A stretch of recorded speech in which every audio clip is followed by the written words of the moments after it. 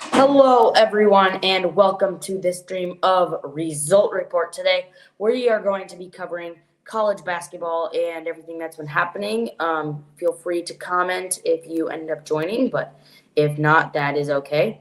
So, let's get started. So, I'm going to go through the games we've had this week, the important ones, and we're going to start with one on Monday. We had Iowa State and Arizona. Arizona clinched the Big 12 regular season title. They have been dominant, especially now they have Coach Pete. They haven't really lost since they've had him at all this season. If they've had him the whole game, they have not lost, and he's been very important to them. So, yes, they're very important piece. Actually, no, they did lose to Kansas. But, Arizona has been dominant. And an interesting fact, Big 12 teams are 4-12 the game after playing Arizona. So that may be one important thing to consider. Next, I'm not going to be done yet. Iowa State, that's back-to-back pretty bad games. They just lost to Texas Tech at home, and then they just had this. So not a good look for them right now. They're definitely trending down. They're probably not going to get the 1 seed. It's probably a race between UConn and Florida. And on Tuesday, we saw Florida take down Mississippi State. It was a dominating performance, and that's just what they've been doing this season, dominating. As of recently, when their guards have been playing well, they have been nearly unstoppable because their rebounding is great inside, and they're not much worse than last season. If you look at it, like they did lose Walter Clayton, but they've dominated in the SEC. They just struggled with a very tough non-conference that they didn't have last season. Staying in the SEC, we had Vanderbilt play Ole Miss. We saw Vanderbilt lose to Kentucky by a lot. They moved up in the rankings for some reason. I don't know why. People must have just done that. But we're just in a situation where they're there, but are they really deserving of that type of ranking? Because they beat Ole Miss in overtime, and Ole Miss is terrible. So is there really a reason to have them in the spot that they are? Like, yes, Tyler Tanner is a baller. Yes, they have Tyler Nickel, Duke Miles. They aren't playing very well right now, and they're probably going to get like a 5 seed. They were in the 4, but they've lost some games they shouldn't have, so now they're probably expected on the 5 line. When we looked at that committee thing, we saw that they valued the net rankings a lot. Vanderbilt's net is good. Next, so we talked about how Texas Tech took down Iowa State, but they just got beat by TCU. TCU has a quad 4 loss to New Orleans. Now, I'm not saying TCU is a bad team. I'm saying TCU that's not a good look. That's a bad loss. And it wasn't just like on a game winner. They beat them by 8. TCU. Now, they're 5-7 in quad 1 right now. They have a quad 4 loss, but they're 5-7 in quad 1, which is much better than all the other bubble teams. So that will be an advantage for them. Maybe they'll let the New Orleans loss slide because of how many good wins TCU has, because a really bad loss can only make up for so much when you're thinking about it. So maybe it's going to be enough for them to get in the tournament, and we'll talk about the bubble in a bit. But next, we are going to talk about what happened in the Big Ten. UCLA and Nebraska. UCLA has taken down some teams. They have beaten Illinois. They beat Purdue. Now, those ones were close. Those ones they won by a combined 3 points. But this one, they just crushed Nebraska. Crushed them. 52-72. This was Nebraska's worst game of the season. And this stuff happens. Like, they are very flaky. They are heavily reliant on the matchups they get. And I just don't know what to see from them, because if they get matched up with someone that can shoot the ball really well or someone that can rebound really well, because Nebraska, when their offense is threes, but when they don't rebound well, because they're not going to make all their threes, that's just what happens. We saw what happened against Illinois the second time and against Purdue. They missed their threes, couldn't rebound them, and that's why they lost. They didn't get as many opportunities as they normally get. Now, they made their threes against Michigan, but they just weren't big enough, and they didn't win the rebounding side, so they lost the game. They were on fire. They lost the game. They almost won it. They didn't have Frager. They didn't have Mast. Just saying, like, they rely so much on three-point shooting that I feel like a team could end up taking them out if they get to that point. And then as for UCLA, like, this has been a very disappointing season. Like, even though they're going to get in the tournament, I think they're probably in right now as a 9, maybe a 10. If they lose to USC, which they won't because USC is dead, or if they lose in the first game of the Big Ten tournament, they're going to be in. They're going to be fine. They'd be 20-12 if they lose both of those, and they have enough good wins to get in the tournament. They don't have many bad losses. They've had a tough schedule. They will get in. They lost to Minnesota. That's really it. They will get in. But, like, are they going to fire Mick Cronin? Because he said some nasty things, but this team is resilient. It backs up, like, historically. When he says a bunch of bad things about them, they do well. They play well. And that's just what happened. Staying in the Big Ten, we've got Purdue coming off of 2 losses in a row.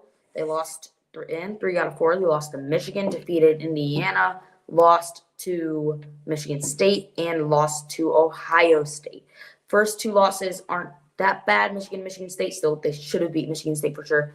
But Ohio State was 1-10 in quad 1 coming into that game, and they got a huge win, huge boost. And Ohio State right now, if you ask me, they're probably in. But look, Purdue coming into Northwestern. Northwestern's wearing black and gold, and that usually works pretty well for them. Like, they won with Boo Boo there twice. Boo Boo was at the game. But yes, Northwestern has been a very challenging place for Purdue to play. And Purdue, their seniors have not won at Northwestern yet. That is no joke. But let's pull that back up there. Yeah, their seniors had not won at Northwestern yet until last night. And they were up 6-4, but they just turned the ball over way too much in the first half. And that's a big credit to Northwestern. Chris Collins has done a great job coaching against Purdue. Like, they beat Zach Edey 64-58 the first time they played with the black and gold thing, 2023. Then in 2024, they beat him again in the Big Ten opener in overtime, 92-88. On January 31st, 2024, I went to the game. Purdue won 105-96 in overtime. But it was neck and neck the whole way. Northwestern's done a great job. But, like, they had a bunch of bigs back then, and they were able to, just foul and get around Zach Edey. But they couldn't do that. They didn't have that many fouls to give. So, basically, they just made sure that Purdue didn't get the ball inside. Or when they did, their guys were doubled, and then they throw it away. It's what happened last night, and it was a great, great game plan. Matt Painter even said that, like, they had never seen a press like that before, and their seniors were so experienced. Like, how does that happen? It's just great coaching. Chris Collins does have NBA experience,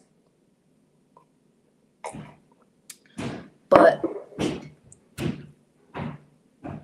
Northwestern is going to be better.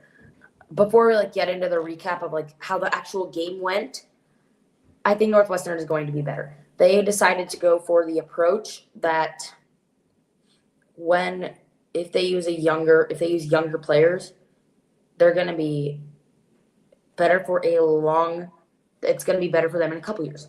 They're going to lose Nick Martinelli, but they're going to have the players like Angelo Cherubino, Arrington Page, I'm forgetting, Jake West, these young players.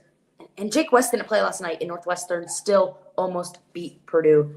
But, yeah, so now let's get into the game. So, yeah, we said Purdue couldn't go inside. That's a big part of their game. Trey Kaufman ran. Their offense was dead in the first half. They had like a 6-minute scoring drought. They were down 25-34 at the break. And that is concerning. Like,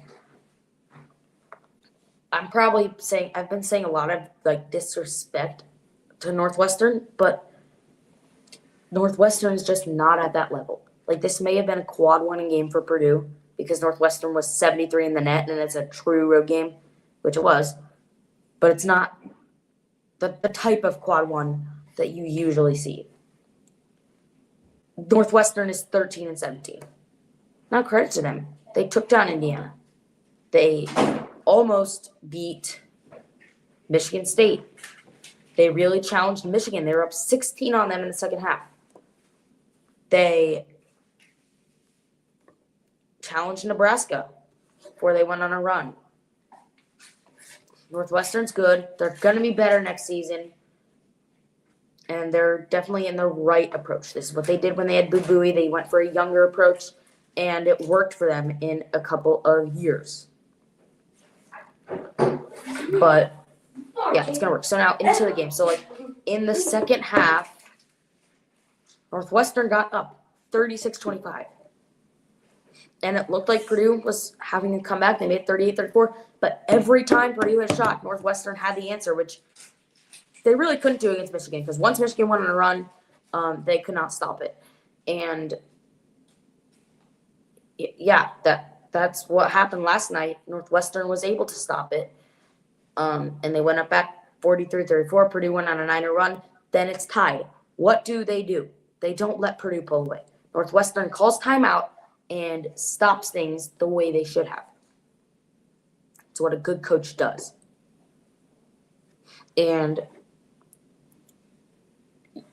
But, like, it was – Purdue didn't get – so Purdue, like I said, Purdue was up 6-4.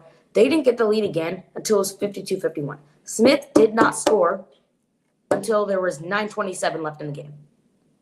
That just can't happen. You're talking about Big Ten Player of the Year. That doesn't scream Big Ten Player of the Year. I don't know who's going to win it. It won't be Nick Martinelli because Northwestern's not good enough. I don't think Yaxel Lendeborg's he's not a Big Ten Player of the Year. He's just a great winning player. Keaton Wagler, Jeremy Fears, one of those two. Maybe Yaxel. Smith will be in the conversation, but I don't think it'll be him. He just needs to score more. I know he really wants this record. He needs to score more to help the team. Because he is a scorer. He can score. He is their leading scorer. And there are times where he gets 5 points in a game. That just cannot happen for Purdue to be successful. So, yeah, he didn't score until there was barely any time left. Oh, no, I wouldn't say that. Until, like 75% through the game. He played, and it's not like he didn't play. He played all 40 minutes of this game. And then after that, it was just neck and neck. After this video, you can check out our shorts. I have a highlights video, short highlight of this Purdue Northwestern game that I'd love for you to watch because this was a great game. And it was neck and neck, but CJ Cox just came up clutch. He had a career high 27 points, 27 out of 70. That, if I do a little mental math, that's over a third of the points. It's almost 40% of Purdue's points. He came up big when he needed to. And he was just he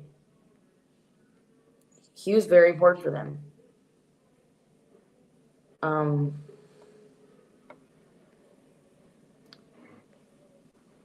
he made shots. Sorry.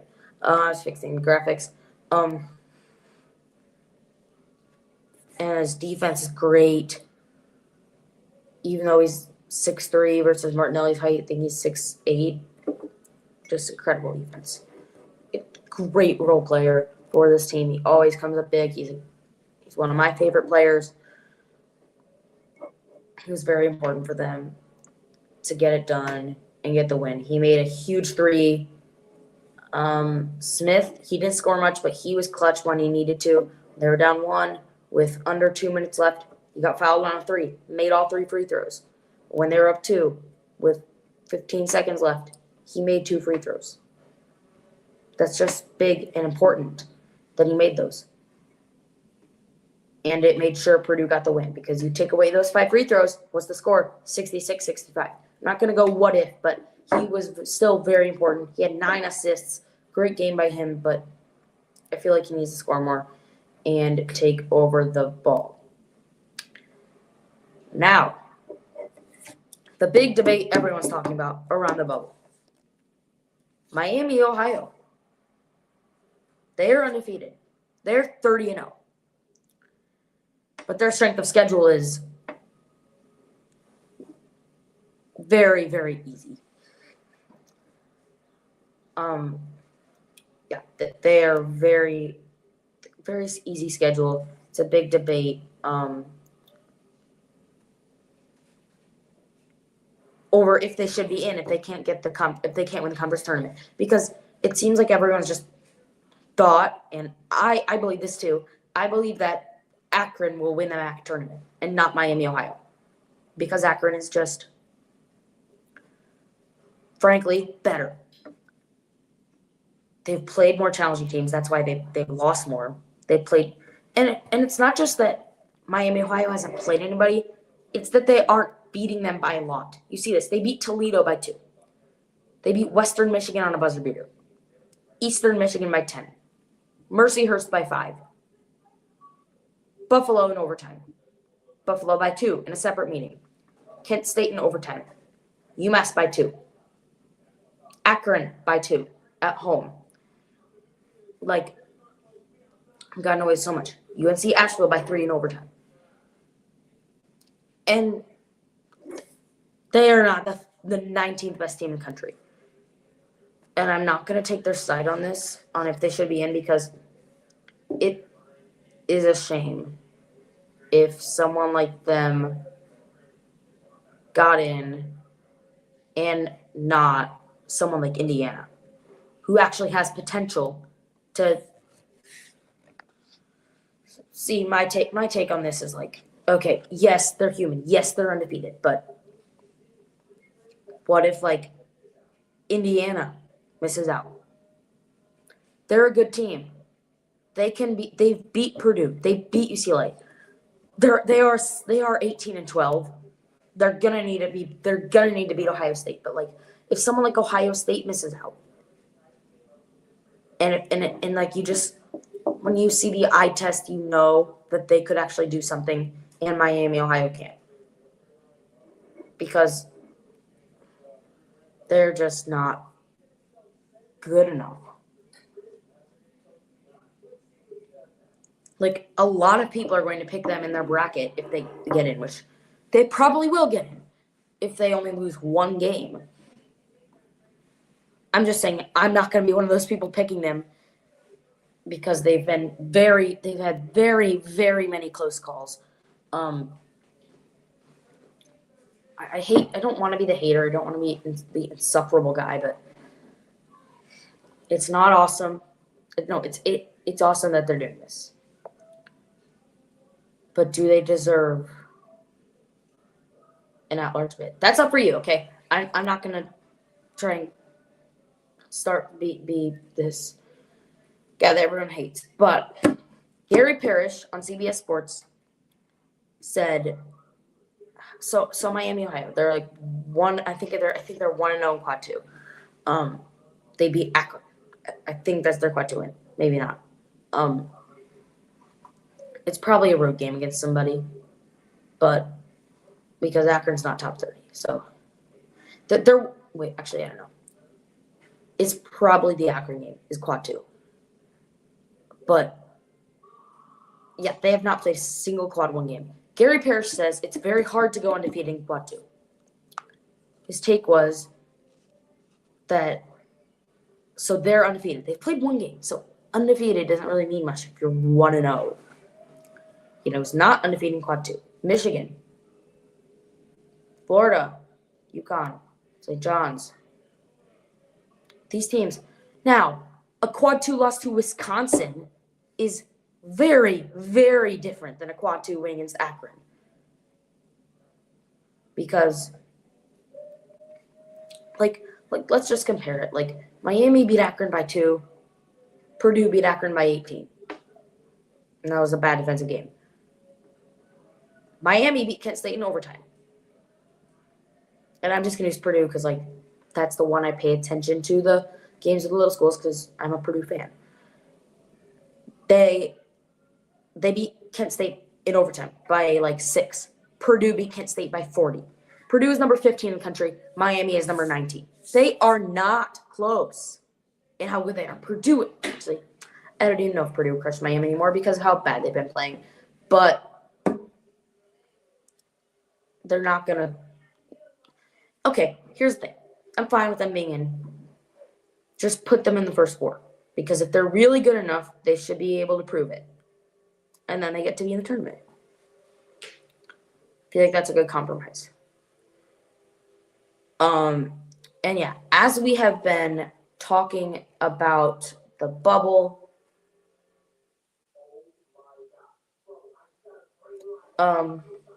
we're going to talk about the bubble teams. In or out. Starting with Indiana. Some people have them in, some people have them out.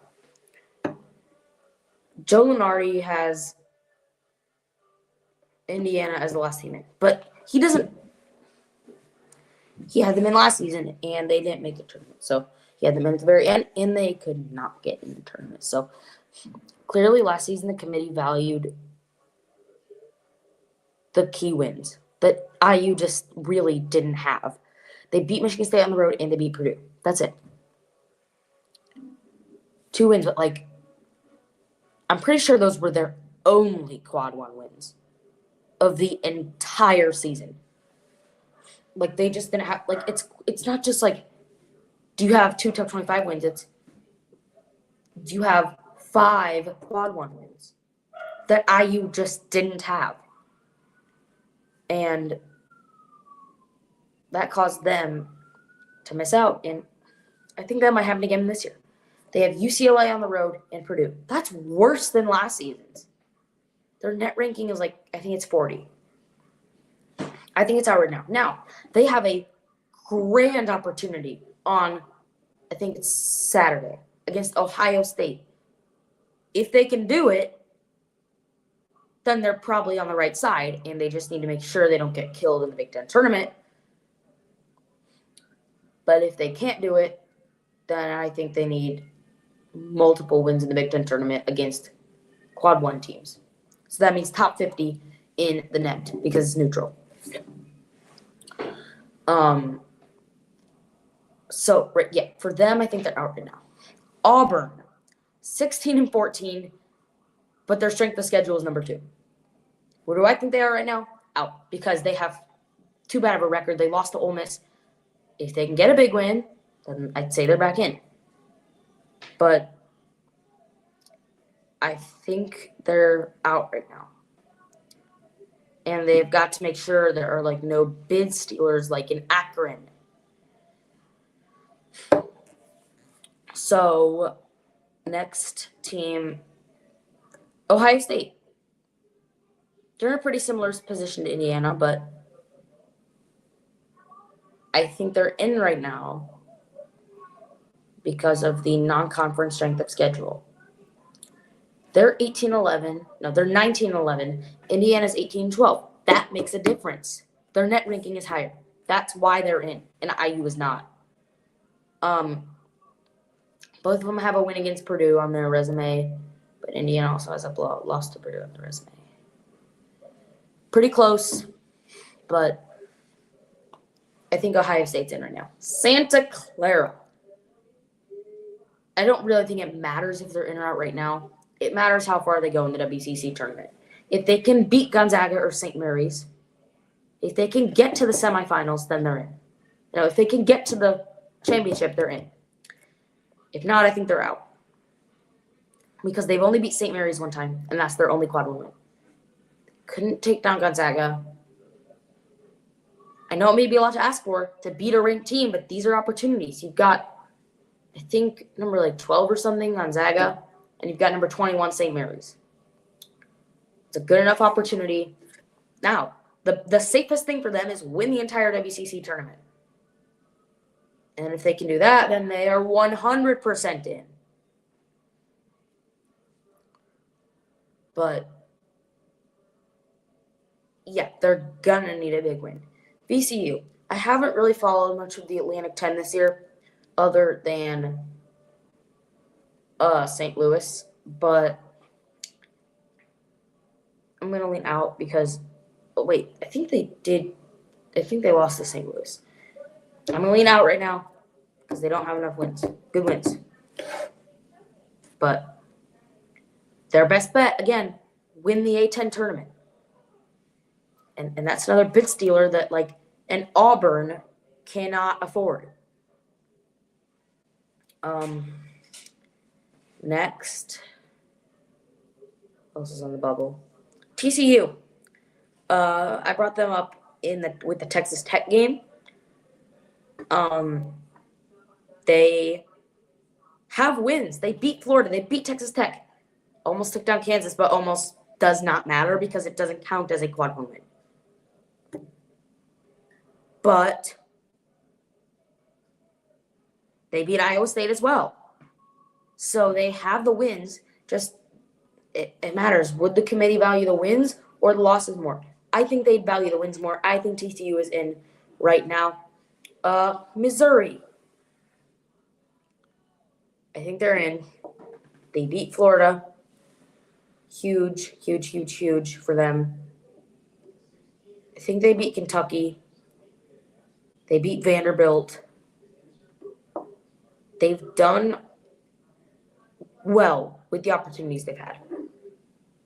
And I think it'll be enough to have them in the tournament.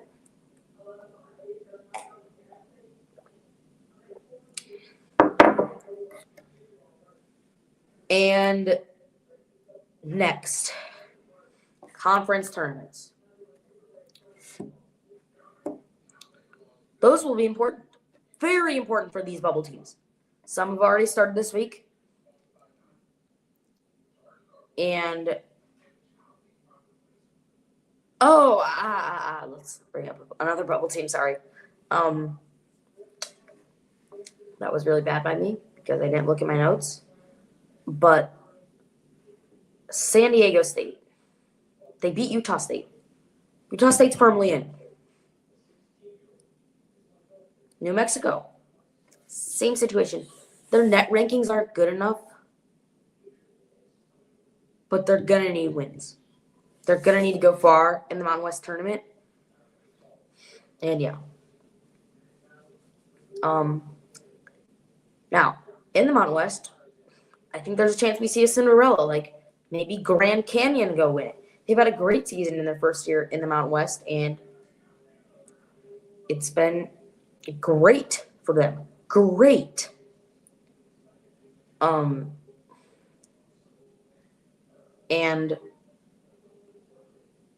they could go on a run. Like a great first season. Great transition they've made. They couldn't beat Utah State.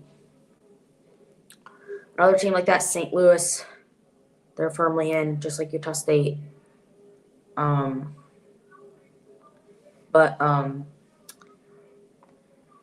Yeah, so the only thing I'd say, conference tournaments are way more important for the schools that are not in or on the bubble than the schools that are close at the top. Only thing you can do for like Michigan is maybe get them. Actually, it doesn't matter because they're probably definitely in Chicago. But for like Michigan State, Illinois, Nebraska, Purdue, that's their opportunities to get a 2 instead of a 3. for UCLA. They can get some wins. I'm not saying they have to win that tournament. I'm saying they have to beat the teams that are currently ahead of them in order to move up to a higher seeding. In the SEC, Georgia, this is their chance to improve their seeding. Alabama, Arkansas, these teams have chances to get over the hump and get a much-needed win. So, yeah, the conference tournaments should be wrapping up by early next week. And, yeah. Well, thank you so much for watching this stream. I'm Isaac Woodall here with Result Report. This was some college basketball. And we will see you later.